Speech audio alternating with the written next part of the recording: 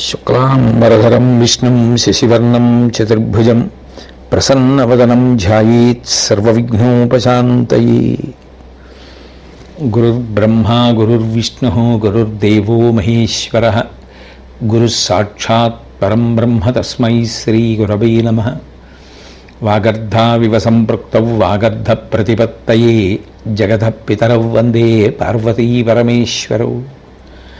సూక్తిం సమగ్రయతున స్వయమేవ లక్ష్మీ శ్రీరంగరాజమహిషీ మధురైకటాక్షై వైదగ్ధ్యవర్ణగుణగుంభనగౌరవైర్యాం కండూలకర్ణకుహరాః కవయోధయంతి.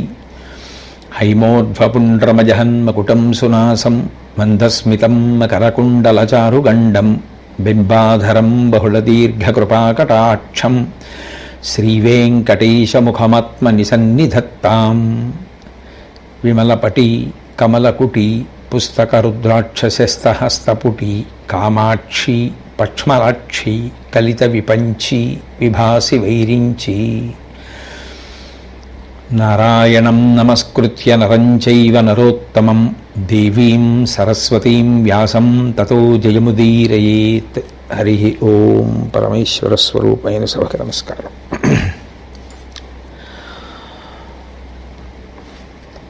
ఆ రోజు రాత్రి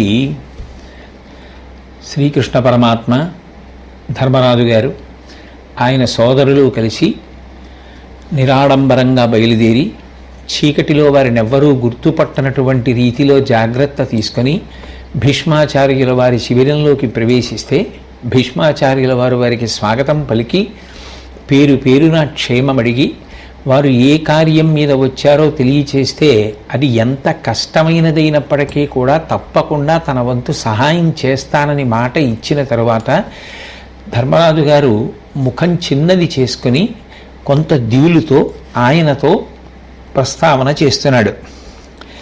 మాకిన్ని సామ్రాజ్యము చేకూరు ఇబ్బంగి బహుళ సేనోత్సాద వ్యాకులత రాక తక్కున్ చేకొనియ తెరవు కరుణ చెప్పగ వలయున్. తాతగారు, మాకు ఏ విధమైనటువంటి మార్గాన్ని అనుసరిస్తే, ఏ ఉపాయము చేత ఈ సామ్రాజ్యం దక్కేటటువంటి అవకాశం ఉంటుంది అంటే, యుద్ధంలో మేము విజయం సాధిస్తే కదా సామ్రాజ్యం దక్కడం.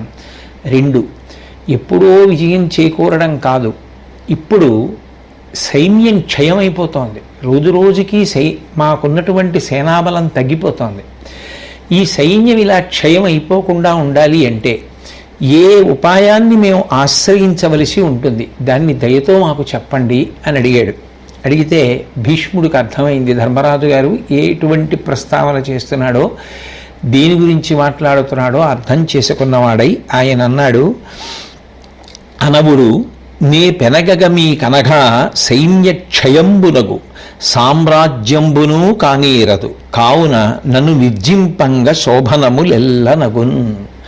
ఓ ధర్మరాజా, నేను ఎంతకాలం అయితే ఇలా యుద్ధం చేస్తూ ఉంటానో అంతకాలం మీ సైన్యం అంతా నశించిపోతుంది. రెండు, నేను యుద్ధం చేస్తే మీకు సామ్రాజ్యం కూడా దక్కదు, మీరు విజయం పొందేటటువంటి అవకాశం కూడా లేదు. కాబట్టి నన్ను మీరు చంపేస్తే మీకు సామ్రాజ్యం దక్కుతుంది, మీ సైన్య క్షయం అవడం కూడా ఆగిపోతుంది. కాబట్టి నన్ను మీరు నిర్జించడం ఒక్కటే ఉపాయం అన్నాడు. అంటే ధర్మరాజు గారు అన్నాడు, చిచ్చరకన్ను మూసుకొని చేతి త్రిశూలము దాచి లీలమై వచ్చిన రుద్రుచందమున వ్రాలుదువీవనిలోన ఓర్వగా వచ్చునే నిన్ను ఎట్టి మగవారికి నీ కృపనాశ్రయింపగా వచ్చితిమి విధం గెలువవచ్చు మహాత్మా ఎరుంగ చెప్పవే. ఓ తాతగారు, మీరు యుద్ధానికి వస్తే మూడో కన్ను మూసుకుని చేతిలో ఉన్నటువంటి త్రిశూలాన్ని దాచి సాక్షాత్ ప్రళయకాల రుద్రుడైనటువంటి పరమేశ్వరుడు యుద్ధానికి వచ్చినట్టు ఉంటుంది. అటువంటి మిమ్మల్ని జయించడం ఎవరికీ సాధ్యం కాదు. కాబట్టి మీరే మాకు మిమ్మల్ని ఎలా చంపవచ్చో చెప్పండి. చెబితే మేము ఆ మార్గాన్ని అనుసరిస్తాం తప్ప మా అంత మేముగా మీరు చెప్పారని మిమ్మల్ని సంహరించడం సాధ్యం కాదు, మిమ్మల్ని గెలవడం సాధ్యం కాదు. కాబట్టి ఆ మార్గాన్ని చెప్పండి అంటే భీష్ముడు అన్నాడు, అనుటయు ఇట్లను గంగాతనయుడు నీ చెప్పినట్ల తథ్యంబది నన్ను అనిమిషులు గెలుతురే చేధనువుండంగా వినుము తద్విధము తెటవడన్. ధర్మరాజా, నువ్వు చెప్పింది యథార్థమే. నేను చేతిలో ధనస్సుని పట్టుకుని ఉండగా దేవతలు కూడా నన్ను నిర్జించలేరు. వాళ్ళకి కూడా యుద్ధంలో నన్ను గెలవడం సాధ్యమయ్యేటటువంటి విషయం కాదు. ఇట్టి వానిగా నన్ను మీరిరిగి ఇచటి కిందరు వచ్చి అక్కట ఇట్టులడుగా మీకు ప్రియమైన కార్యంబు మీకునంగ కనుట కంటెను సుకృతంబు కలదె నాకు. నేను అంతటి మహావీరుణ్ణి అని మీరు గుర్తించి నేను యుద్ధం చేస్తున్నంతసేపు మీరు గెలవలేరని తెలుసుకొని మీ సైన్యం నశించిపోవడము ఆపడం సాధ్యం కాదని తెలుసుకొని ఇంతమంది కలిసి ఇంత దయతో ఇంత ప్రేమతో నా దగ్గరికి వచ్చి మాట్లాడుతుంటే, నన్ను దయ చూపించమని అడుగుతుంటే నా మనసు కరిగి మిమ్మల్ని అనుగ్రహించకుండా ఉండడం ఎట్లా సాధ్యం అవుతుంది? మీకు నా వధోపాయం చెప్పడం కన్నా, మిమ్మల్ని కాపాడడం కన్నా, మిమ్మల్ని ప్రేమతో చూడడం కన్నా నాకు పుణ్యతరమైనటువంటి కార్యం ఏముంటుంది? కాబట్టి తప్పకుండా నేను మీకు చెప్తాను అంటూ, నేను ఆయుధం పట్టకుండా ఉన్నటువంటి సమయంలో మాత్రమే నన్ను జయించవచ్చు.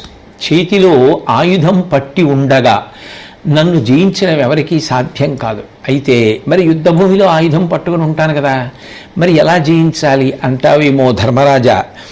కవచం లేని వాడిని కానీ, ఆయుధం కింద పడేసిన వాడిని కానీ, ధ్వజాన్ని క్రిందకి దించేసినటువంటి వాడిని కానీ, స్త్రీని కానీ, పూర్వం స్త్రీ అయి ఉండి ఇప్పుడు పురుషుడైన వాడిని కానీ, స్త్రీ పేరు పెట్టుకున్నవాడిని కానీ, తలపాగా ఊడిపోయిన వాడిని కానీ, అన్నదమ్ములు లేకుండా ఒక్కడే ఉన్నవాడిని కానీ, బిడ్డలు లేనివాడిని కానీ నేను బాణాలతో కొట్టను. అంటే ఎంత సామాజిక ధర్మాన్ని పాటించాడో చూడండి. నిజంగా చేతిలో పరాక్రమం ఉంది కదా అని ఎవరిని పడితే వాళ్ళని భీష్ముడు చంపడం. అన్నదమ్ములు లేనివాడిని చంపేస్తే వాళ్ళ తల్లిదండ్రులకి ఉత్తరగతులు ఎవరు కల్పిస్తారు? వాళ్ళ తల్లిదండ్రుల శరీరం విడిచిపెట్టిన తరువాత వాళ్ళకి అంత్యేష్టి సంస్కారం ఎవరు చేస్తారు? ధ్వజాన్ని కిందకి దింపేసిన వాడిని కూడా చంపేస్తే ఇంకా క్షాత్రధర్మం ఎక్కడుంది? తలపాగా ఊడిపోయినటువంటి వాడు అంటే నిజానికి అన్ని విధాలా లొంగిపోయినటువంటి వాడిని చంపడంలో ప్రజ్ఞయే ఉంది. పైగా స్త్రీని రక్షించాలి తప్ప స్త్రీని చంపడం ఏమిటి? కాబట్టి నేను స్త్రీని చంపను. స్త్రీ పేరు పెట్టుకున్నా కూడా ఆ పేరు పెట్టి పిలుస్తున్నప్పుడు స్త్రీ శబ్దము అయిన కారణం చేత స్త్రీత్వము జ్ఞాపకానికి వస్తుంది కాబట్టి నేను చంపను. ఎందుకని అంటే ఈ సృష్టికి, స్థితికి, అన్నింటికీ స్త్రీ మూలం. అటువంటి స్త్రీని చంపడం పరమ పాపహేతు. అందుకని నేను చంపను.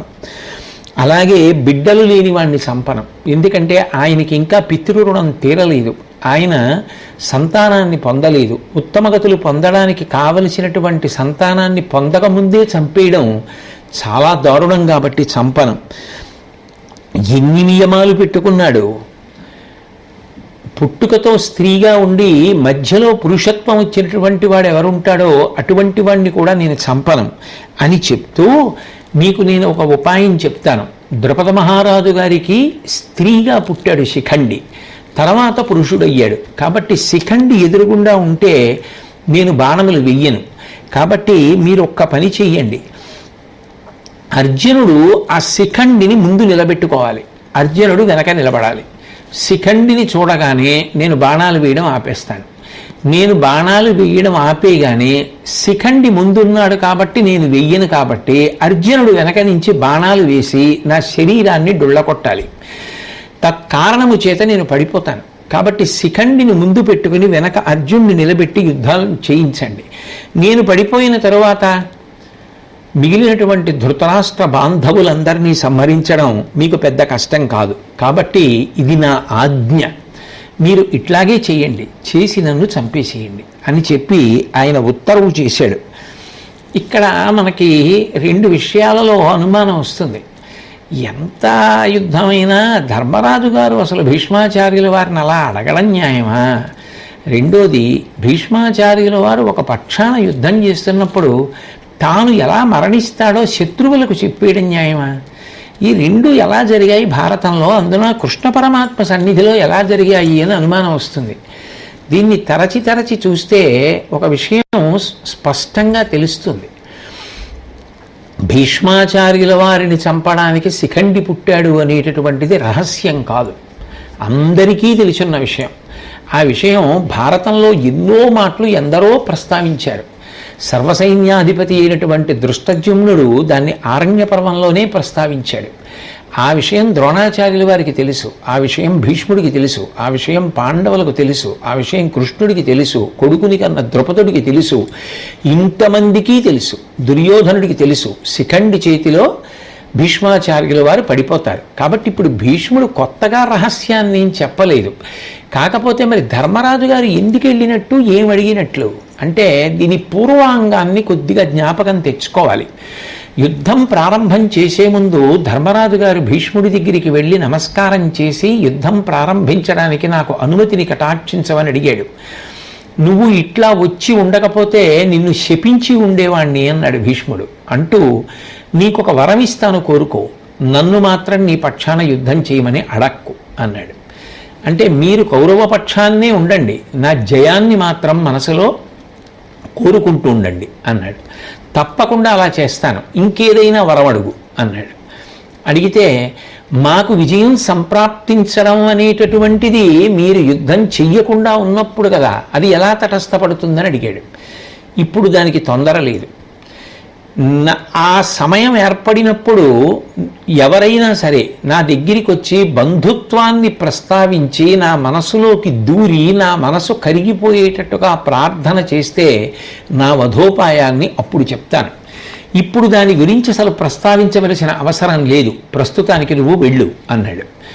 అంటే భీష్ముడు మరణించడం భీష్ముడి చేతిలో ఉంది తప్ప భీష్ముడు మరణించడం ఇతరుల చేతిలో లేదు. ఎందుకు లేదు అంటే శంతన మహారాజు గారు భీష్మాచార్యుల వారికి 2 వరాలు ఇచ్చి ఉన్నారు. ఒకటి, ఆయన అవధ్యుడు, ఆయన్ని ఎవరూ సంహరించలేరు. 2, స్వచ్ఛంద మరణం వరం, కాలంలో కూడా ఆయన ఏ కారణం చేత మరణించడు, ఆయన కోరుకుంటేనే మరణం వస్తుంది. అంటే ఇప్పుడు ధర్మరాజు గారు వెళ్ళినది దేనికి అంటే మీరు మరణించడానికి నిశ్చయం చేసుకుని ఉన్నారా అన్నది అడగడానికి వెళ్ళాడు. అయితే అది మాత్రం ధర్మరాజు అడగచ్చా అంటే నేను ఇతపూర్వం ప్రసంగంలో ప్రస్తావన చేసి ఉన్నాను. ఎప్పుడో అప్పుడు అటువంటి ఉత్తమమైనటువంటి జన్మ స్వీకరించినటువంటి వ్యక్తి శరీరం విడిచిపెట్టక తప్పదు. కానీ ఇది భీష్ముడికి గొప్ప అవకాశం. ఎందుకనంటే తనతో సమానంగా లేదా తనకన్నా అధికంగా యుద్ధం చేసి తనని పడగొట్టగలిగినటువంటి వీరుడు అర్జునుడు ఎదిరి పక్షంలో ఉన్నాడు. 2, తనని చంపడానికే పుట్టినటువంటి శిఖండి అర్జునుడి వైపున ఉండి యుద్ధం చేస్తున్నాడు. తాను ఎంతకాలం ఇంక శరీరంలో ఉంటాడు, ఎన్ని తరాలు దాటిపోయాయి, ఇంకా వృద్ధుడైపోయి ఎంతకాలం ఆ శరీరంలో ఉండిపోయి చిట్ట చివరికి ఇక జర్జరీభూతమైన శరీరాన్ని అంతఃపురంలో ఉండగా విడిచిపెట్టడం కన్నా యుద్ధభూమిలో విడిచిపెట్టేయడం అనేటటువంటిది మర్యాదతో కూడుకున్న విషయం. కాబట్టి విడిచిపెట్టేయాలి. తన యొక్క శక్తి ఏమిటో తన ప్రజ్ఞాపాఠవాలేమిటో నిరూపింపబడ్డాయి. అంత గొప్ప యుద్ధం చేశాడు. 3వ రోజు యుద్ధంలో 9వ రోజు యుద్ధంలో శ్రీకృష్ణ పరమాత్మ అంతటి వాడు ఆయుధం పట్టనని ప్రతిజ్ఞ చేసినటువంటి వాడు రథం దిగి ఆయుధాన్ని పట్టుకోవలసి వచ్చింది. ఇక ఇంత గొప్ప యుద్ధం చేసి ఇంతమందిని చంపేసిన తరువాత కూడా ఇంకా తాను నిలబడితే పాండవ పక్షం నశించిపోతే తన జీవితంలో ఇంత కష్టపడి తాను పాటించినటువంటి ధర్మం, తాను తెలుసుకున్నటువంటి విద్య, తన యొక్క పరాక్రమము శౌర్యము ధర్మాన్ని పాడు చేయడానికి పనికొచ్చినవవుతాయి. తను పడిపోవడం కూడా ధర్మాన్ని నిలబెట్టడానికి కారణమవుతుంది. కాబట్టి ఇప్పుడు ఇక తాను మృత్యువుని ఆహ్వానించవలసిన సమయం ఆసన్నమైపోయింది. ఈ విషయాన్ని భీష్ముడు నిర్ణయించుకున్నాడా, సిద్ధంగా ఉన్నాడా? ఆయన ఒక నిర్ణయానికి వచ్చి పడిపోతాను అంటేనే చంపగలరు తప్ప లేకపోతే చంపడం సాధ్యం కాదు. శిఖండి నిలబడినా మరి ఇన్నాళ్ళ నుంచి ఉన్న శిఖండి ఎందుకు చంపలేకపోయాడు? ఆ బాణాలు వెయ్యాలి అంటే ఆయన అనుమతి ఉండాలి. ఆయన అనుమతి ఉంటేనే చంపగలరు. అంతటి మహాపరాక్రమోపేతుడు, అంతటి మహావీరుడు, అంతటి ధర్మమూర్తి ఆయన అటువంటి నిశ్చయానికి వచ్చాడా అన్నది ధర్మరాజు తెలుసుకోవాలి. అటువంటి నిశ్చయానికి రావాలి అంటే అన్నదమ్ములందరితో కలిసి కృష్ణ పరమాత్మతో కలిసి ధర్మరాజు గారు వెళ్ళి భీష్ముణ్ణి కలుసుకుని మళ్ళీ ఒకసారి తనకు జయం సంప్రాప్తించవలసినటువంటి అవసరం గురించి, సైన్యక్షయం కాకుండా ఉండవలసినటువంటి అవసరం గురించి ప్రస్తావన చేశాడు అంటే భీష్ముడి యొక్క యుద్ధం ఇక ధర్మరాజు గారికి బరువైపోయింది అని తెలియచేసినట్టు. ఇంకా అంతకన్నా భీష్ముడు యుద్ధం చేస్తే పాండవులు ఇబ్బంది పడతారు. కాబట్టి దయచేసి తాతగారు ఇక మీరు ఏది ముందు నుంచి కోరుకుంటున్నారో అది జరగవలసిన సమయాన్ని మీరు నిర్ణయించుకున్నారా? ఇది అనివార్య పరిణామం. ఎంత అనివార్య పరిణామమైనా ఒక్కటి మాత్రం పరమసత్యం. ఒక మనవడిగా ధర్మరాజు గారు అడగడంలోనూ అంత క్లేశం ఉంటుంది, చెప్పడంలో భీష్ముడి పట్ల గొప్ప ఔదార్యం ఉంటుంది.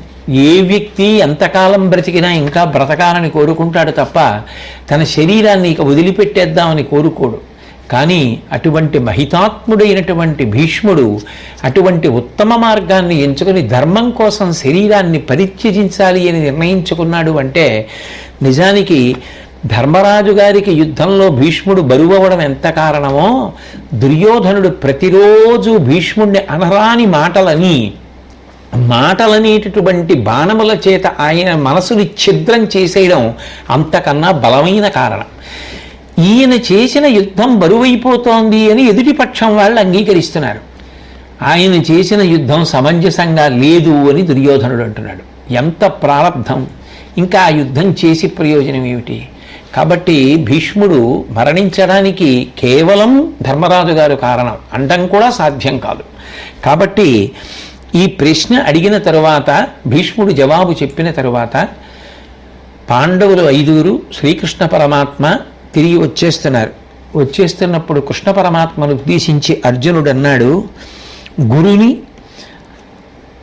కృతప్రజ్ఞుని, ధర్మరతు, వయోవృద్ధు, లోకమాన్యు, దయాళున్, సురతటినీసుతు, వంచన పురుషోత్తమ, చంపబుద్ధి పుట్టదు నాకున్. ఎంత కాదన్నా కృష్ణ పరమాత్మ ఎంతటి మహానుభావుడు, అంతటి మహాజ్ఞాని, పెద్దవాడు, స్థితప్రజ్ఞుడు, కష్టసుఖములలో ఒక్కటిగానే నిలబడగలిగినటువంటి ప్రజ్ఞావంతుడు, అన్నిటిని మించి ధర్మములన్నీ తెలిసున్నవి అనుష్ఠించినవాడు, వయస్సులో చాలా వృద్ధుడైపోయినటువంటి వాడు, లోకమంతటి చేత గౌరవింపబడేటటువంటి వాడు, పూజనీయుడు, అపారమైనటువంటి దయ కలిగినటువంటి వాడు, సురనదీసుతుడు. అటువంటి మహానుభావుణ్ణి ఆ సురతటినీసుతు నేను వంచన పురుషోత్తమ, ఎంత కాదన్నా ఎదురుగుండా నిలబడి కొట్టడం కాదుగా, ఆ శిఖండిని ఎదురుగుండా పెట్టుకుని శిఖండి వెనక నిలబడి చంపాలి, అది వంచనేగా. నేను అలా చంపలేను, చంపబుద్ధి పుట్టదు నాకు అలా ఆ తాతగారిని చంపబుద్ధి వేయట్లేదు. ఎందుకని అంటావేమో, నన్ను బాంసుకేళినున్న నర్మలినెత్తి మేమి ధూళి తనదు మేనువరయ ప్రీతి కౌగలించి మా తండ్రి గుణములగ్గించి కన్నునీరు నించునతడు. చిన్నతనంలో నేను మట్టిలో ఆడుకుంటుంటే మా తాతగారు అటువైపుగా వచ్చి, ఏమి భీష్ముడు, ఆయన వస్తుంటే అందరూ లేచి నిలబడి నమస్కరించి ఆయన యొక్క కీర్తికి తలలు ఉంచి నిలబడేవారు. అటువంటి వాడు చిన్నతనంలో నేను మట్టిలో ఆడుకుంటుంటే కృష్ణ వచ్చి నన్ను ప్రేమతో ఎత్తుకుంటే నా ఒంటికి అంటుకున్న మట్టి అంతా ఆయన ఒంటికి అంటుకునేది. అయినా పట్టించుకోకుండా నన్ను ఎత్తుకున్నవాడు మా నాన్నగారు పాండురాజు గారి యొక్క ఉత్తమమైనటువంటి గుణాలు తలుచుకొని కన్నుల నీరు పెట్టుకుంటూ ఉండేవాడు. మమ్మల్ని అంత కష్టపడి పెంచి పెద్ద చేశాడు. మేమంటే అంత ప్రేమ.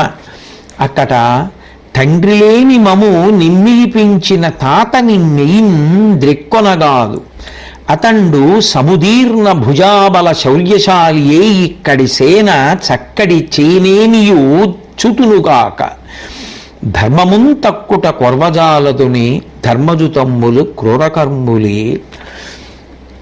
తండ్రి లేనటువంటి మమ్మల్ని అంత కష్టపడి రెక్కల కింద పెంటుకుని పెంచి పెద్ద చేశాడు. ద్రోణాచార్యుల వారిని గురువుగా పెట్టాడు. మేము సమస్త విద్యలలో ఆరితేరుతుంటే చూసి మురిసిపోయాడు. ఆయన అంతటి మహానుభావుడు, అంతటి త్యాగశీలి. అటువంటి తాత ఆయన తన భుజపరాక్రమంతో మా సైన్యాన్నంతటినీ చంపేస్తే చంపేసేగాక. అటువంటి తాత ఎవరికి ఉంటాడు లోకంలో? అటువంటి తాతగారిని నేను శిఖండి వెనక చేరి బాణాలు వేసి ఆయన శరీరంలో నెత్తురు కారిపోయేటట్టుగా కొట్టి ఆయన మరణానికి కారణమవనా? చెయ్యలేను కృష్ణ, నేను చంపను. సైన్యమంతా పోతే పోని, మాకు ఓటమి కలిగితే కలగని, నేను మాత్రం భీష్ముణ్ణి చంపలేను అన్నాడు. అంటే శ్రీకృష్ణ పరమాత్మ అన్నారు, ఈ క్షాత్రధర్మాన్ని అనుష్ఠించవలసి వచ్చినప్పుడు ఎంతటి క్రూరకర్మనైనా చేయవలసి ఉంటుంది. అయితే దేని కొరకు ఆ క్రూరకర్మ చేయడం? ఎందుకు తాతనైనా సంహరించడం? అంటే ధర్మము నిలబడాలి, అధర్మము ఓడిపోవాలి. భీష్ముణ్ణి చంపడం కోసం కాదు, దుర్యోధనుడు సంహరింపబడడం కోసం, అధర్మం ఓడిపోవడం కోసం. అధర్మం ఓడిపోతే తప్ప ధర్మం నిలబడదు. ధర్మం నిలబడితే తప్ప ప్రజలు సుఖశాంతులతో బ్రతకలేరు. అప్పుడు తప్ప తక్కువ పన్ను వసూలు చేసి వాళ్ళని సుఖపెట్టగలిగినటువంటి ప్రభువు రాడు. మంచి పనులు చేసేటటువంటి రాజు రావాలి అంటే, ప్రజలందరూ సంతోషంగా ఉండాలి అంటే ఒక్కొక్కప్పుడు క్రూరకర్మ చెయ్యవలసి వస్తుంది. కాబట్టి అది తప్పదు, అది రాజులకు ధర్మము అని చెప్పి బృహస్పతి అంతటి వాడు ఒకప్పుడు దేవేంద్రుడికి చెప్పాడు. ఆనాటి యుగంలో రాజులు పరిపాలన చేశారు కాబట్టి అప్పటికది ధర్మం అయింది. కాబట్టి బృహస్పతి చెప్పాడు. కాబట్టి ఇది ప్రసిద్ధమైనటువంటి విషయం. నువ్వు ఈ విషయంలో ఇటువంటి ధర్మాన్ని అనుష్ఠించవలసిందే తప్ప తాతను చంపను అంటే ఎట్లా కుదురుతుంది అన్నాడు. అని భీష్ముడిని నేను ఓడిస్తాను అని నువ్వు అన్నటువంటి మాటలు జగత్తంతా ప్రసిద్ధములు. నువ్వు ఎన్నో మాటలు ఆ మాట అన్నావు, ప్రతిజ్ఞ చేసి ఉన్నావు. ఉన్నప్పుడు భీష్ముడిని నువ్వు చంపవలసిందే. కానీ ఇప్పుడు నీకు తాతగారి పట్ల ఉన్నటువంటి ప్రేమ మనసుని కదిపినటువంటి కారణం చేత నీలో ఉన్నటువంటి పూనిక సడలిపోతోంది. అలా ఆ పూనిక క్షీణించిపోవడానికి వీల్లేదు. నువ్వు ఆ పూనికని అలాగే నిలబెట్టుకుని భీష్ముణ్ణి సంహరించవలసిందే. ఇది రాజధర్మం తప్ప క్రూరమైనటువంటి పని కాదు. కాబట్టి నిజంగా చెప్పాలి అంటే సృష్టికర్త అయినటువంటి పరమేశ్వరుడు నిన్ను భూమి మీదకి పంపించింది ఆ పని మీదే. భీష్మ సంహారం కోసమే వచ్చావు. ఎందుకంటే అన్యులు ఎదురు నిలబడి బాణములను వెయ్యలేరు. కాబట్టి ఏ పని మీద నిన్ను పరమేశ్వరుడు పంపాడో ఆ పని నడుస్తుంది తప్ప నువ్వు ఒక నిర్ణయాన్ని తీసుకుని ఆ పని చెయ్యనంటే ఆగదు కదా. కాబట్టి భీష్మ సంహారము నీ చేతుల మీదుగా జరగవలసింది. అంటే అర్జునుడు అన్నాడు, ఆ శిఖండి పుట్టిందే భీష్ముణ్ణి చంపడం కోసం. శిఖండి బాణాలు వేసి భీష్ముణ్ణి చంపాలి తప్ప నేను చంపడం ఏమిటి? ఒక పని చేస్తాను, రేపు శిఖండి జోలికి ఎవరూ రాకుండా ఉండడం కోసం నేను శిఖండికి పక్కనే ఉండి శిఖండిని కాపాడుతూ భీష్ముని మీద బాణాలు ఎక్కుపెట్టి బాణములను మాత్రం భీష్ముని పక్కన ఉన్నటువంటి ఇతర వీరుల మీద ప్రయోగిస్తాను. ఇతర వీరులందరూ మడిచిపోతుంటే భీష్ముడితో యుద్ధం చేయడానికి శిఖండికి సావకాశం ఏర్పడుతుంది. కాబట్టి ఆ సందర్భాన్ని సద్వినియోగం చేసుకుని శిఖండి భీష్ముడిని సంహరిస్తాడు. ఎందుకనంటే అసలు పుట్టినదే శిఖండి ఆ ప్రయోజనం కోసం అయినప్పుడు శిఖండికి కావలసినటువంటి ఆనుకూల్యత కల్పిస్తాను తప్ప నేనెందుకు చంపాలి మా తాతగారిని? చంపడానికి పుట్టినవాడు శిఖండి, ఆయన చంపుతాడన్నాడు. అంటే శ్రీకృష్ణ పరమాత్మ అన్నారు, నీ ఒకరుండు తక్కగా అనింజ పరాక్రమశాలి భీష్ముని సమగనీయనెవ్వడును చాలడు. నీ తల పెన్ని భంగులం దైవము చూపుబోలే తుది కాకునే అవ్విధమిట్టులుండగా త్రొవగవచ్చుని ఎటుల ద్రోచిన బోవదు చూచియుండుమి. నువ్వు ఎన్ని మాటలైనా చెప్పు అర్జున, యుద్ధంలో భీష్మాచార్యుల వారు పడిపోవడానికి కావలసినటువంటి పిడుగుల వంటి బాణములను ప్రయోగించగలిగినటువంటి శక్తి నీకుంది తప్ప శిఖండికి లేదు. శిఖండి ఎంతవరకు పనికొస్తాడంటే భీష్మవధకు కారణమవుతాడు. శిఖండి నిలబడితే శిఖండి బాణములు వేసిన భీష్ముడు తిరిగి వెయ్యడు, అక్కడ వరకు పనికొస్తాడు తప్ప భీష్ముడు మరణించడం శిఖండి బాణముల వలన జరగదు, నీ బాణముల వలన మాత్రమే జరుగుతుంది. ఎందుకనంటే నీ బాణములకే ఆ శక్తి ఉంది, భీష్ముడిని పడగొట్టగలిగిన శక్తి. కాబట్టి అది అలాగే జరగాలి, కాదని నువ్వంటే ఆగుతుందా? రేపు జరిగేది ఇదే, నువ్వు చూడు అన్నాడు. పరమేశ్వరుడు మహానుభావుడు, పరబ్రహ్మము, శ్రీకృష్ణ పరమాత్మ చెప్పినటువంటి మాట నిజమవుతుంది. కానీ అన్యథా ఇంకొకలా జరిగే అవకాశం ఉంటుందా? అర్జునుడికి ఆ విషయం తెలుసు. అందుకని అన్నాడు, సరే కాకున్నది కాకమానదు, ఏది ఎట్లా జరగాలో అట్లాగే జరుగుతుంది, కానీ రేపటి రోజు యుద్ధం ప్రారంభమైన తరువాత విషయం ఎలాగో తెలుస్తుంది అన్నాడు. 10వ రోజు యుద్ధం ప్రారంభమైంది. 2 పక్షాల ఉండేటటువంటి వీరులు కూడా కలుసుకున్నారు. కలుసుకుని ఎవరి శక్తి మేరకు వారు యుద్ధాన్ని ప్రారంభం చేశారు. అభిమన్యుడు, భీముడు, నకులుడు, సహదేవుడు మొదలైనటువంటి వారందరూ తమ తమ శక్తి కొలది విజృంభించారు. అలాగే పాండవ పక్షాన ద్రోణాచార్యుల వారు, కృపాచార్యుల వారు, అశ్వత్థామ, దుర్యోధనుడు, దుశ్శాసనుడు వీళ్ళందరూ విజృంభించి యుద్ధభూమిలోకి వచ్చారు. శిఖండి భీష్ముడికి ఎదురుపడి 3 బాణాలతో కొట్టాడు. కొడితే భీష్ముడు శిఖండిని ఒక్కసారి ఇలా చూశాడు. చూసి ఇక శిఖండి ముఖం చూడలేదు. చూడకుండా ముఖం పక్కకి తిప్పేసుకొని, నువ్వు ద్రుపదుడికి కూతురుగా పుట్టావు, తర్వాత నువ్వు భగవంతుడి యొక్క అనుగ్రహవశంగా మగవాడివయ్యావు, కాబట్టి నాకున్నటువంటి ప్రతిజ్ఞ ప్రకారం నేను నీ మీద బాణప్రయోగం చెయ్యను. నువ్వు ఎన్ని బాణములైనా నా మీద ప్రయోగించు, నవ్వుతూ ఊరుకుంటాను తప్ప నీ మీద మాత్రం నేను తిరిగి బాణం వెయ్యను. నాకు మనసులో కోపం కూడా పుట్టదు. ఎందుకు పుట్టదు అంటే అది నేను చేసుకున్న ప్రతిజ్ఞ. నా ప్రతిజ్ఞ పరిపాలించడం నాకు సంతోషకారకం. ఎందుకంటే ఆ ప్రతిజ్ఞ ధర్మ పరిపాలనలో అంతర్భాగం తప్ప వేరొకటి కాదు.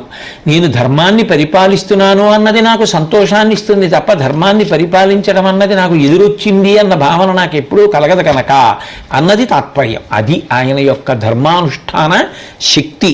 దాని యందు ఆయనకున్నటువంటి తిరుగులేని నిశ్చయాత్మకమైన బుద్ధి. అంటే శిఖండి అన్నాడు, నువ్వు రాజులందరినీ గెలిచావు, నీ గురువైనటువంటి పరశురాముడంతటి వాణ్ణి కూడా ఓడించావు. అసలు లోకంలో నీ బలము, నీ యొక్క కీర్తి విశేషముగా వ్యాప్తి చెందాయి. అటువంటి వాడివి నాతో యుద్ధం చెయ్యనంటే ఎలా? ఇవాళ ఎట్లాగైనా సరే నువ్వు పట్టిన ప్రతిజ్ఞ నువ్వు విడిచిపెట్టి నాతో యుద్ధం చేసేటట్టుగా నీ వెంట పడి నీ మీద బాణాలు వేస్తాను. కాబట్టి నా చురుకుదనం అంతా ప్రదర్శిస్తాను. నాకు విలువిద్యలో ఎంత ప్రావీణ్యత ఉందో, ఎన్ని గొప్ప బాణములు ప్రయోగించగలనో నువ్వు తెలుసుకుంటావు. కాబట్టి నేను బాణప్రయోగం చేస్తానన్నాడు. అనేటప్పటికీ అర్జునుడు విన్నాడు. భీష్ముడు అంతటి మహానుభావుడి దగ్గర నిలబడి ఇలా మాట్లాడగలుగుతున్నాడు శిఖండి అంటే, ఇవాళ ఏదో తెలియనటువంటి సాహసం శిఖండికి అబ్బింది. బహుశः దైవ ప్రేరణ జరిగింది. భీష్ముడు పడిపోయేటటువంటి కాలం ఆసన్నమైనటువంటి కారణం చేతనే ఇట్లా జరుగుతోంది అని అర్జునుడు అనుకున్నాడు. ఈలోగా సంకుల సమరం ప్రారంభమైంది. మిగిలినటువంటి వీరులందరూ ఒకరితో ఒకరు తలపడ్డారు. ఎందరో నిహతులైపోతున్నారు. చేసేవాళ్ళు యుద్ధం చేస్తున్నారు. ఆ ఆటోపం ఎక్కడా ఆగలేదు. అలా జరుగుతున్నటువంటి సమయంలో ద్రోణాచార్యుల వారు అశ్వత్థామని దగ్గరికి పిలిచాడు కొడుకుని. పిలిచి అన్నాడు, ఎందుకో ఇవాళ నేను బాణప్రయోగం చేద్దామని అమోఘమైనటువంటి బాణములను తీసి పట్టుకుంటే ఆ బాణములు తడబడిపోతున్నాయి.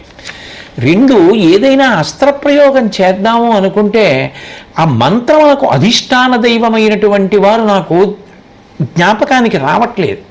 తత్సంబంధమైన మంత్రము, ఆ మంత్రాధిష్టాన దేవత రూపము, ధ్యానమునకు అందట్లేదు.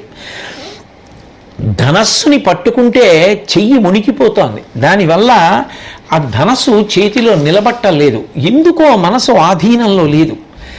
అసలు నేను ఏమి చెయ్యాలి అన్నది నాకు ఎందుకో జ్ఞాపకానికి రావట్లేదు.